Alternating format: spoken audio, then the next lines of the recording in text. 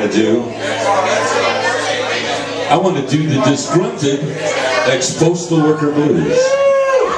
For all of you folks that feel like going postal but don't. I felt that way earlier, but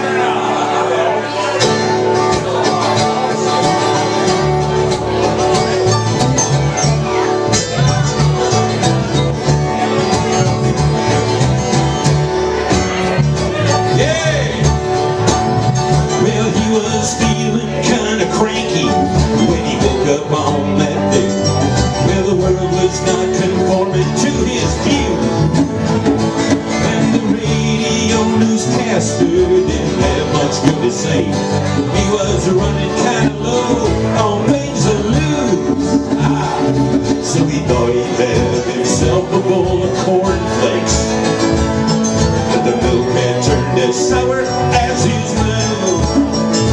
Well, then he brewed up a big old pot of coffee, and he sat there in his kitchen and he stewed. Come on, he had one too many cups of coffee. He had one too many pieces of bad news.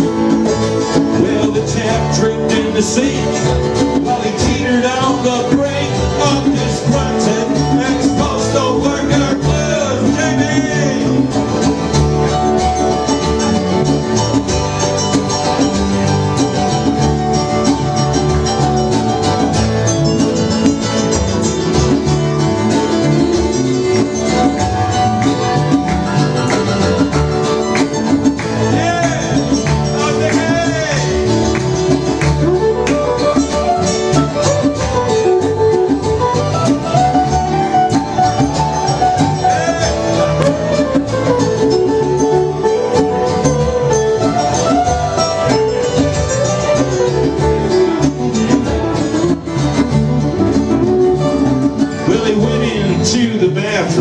And he sat down on the job, had to do his business before he faced the day.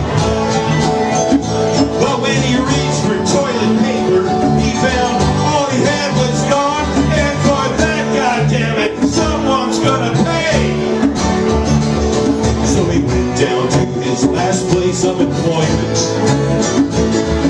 a job he lost for his bad attitude. And we'll never know if he got some enjoyment for the way he chose to settle up his feud. Come on, cause he had one too many cups of coffee. He heard one too many pieces of bad news. You could see it on his face. It was a terrible case of Disgruntled ex-postal worker blues.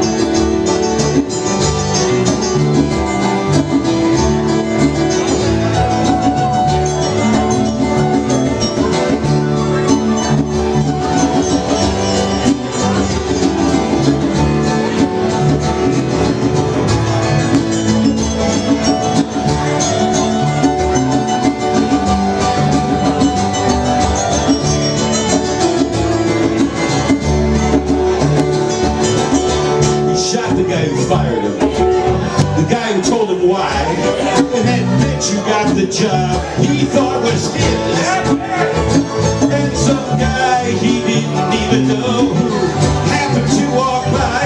But I guess sometimes that's just the way life is. By the time the cops arrived,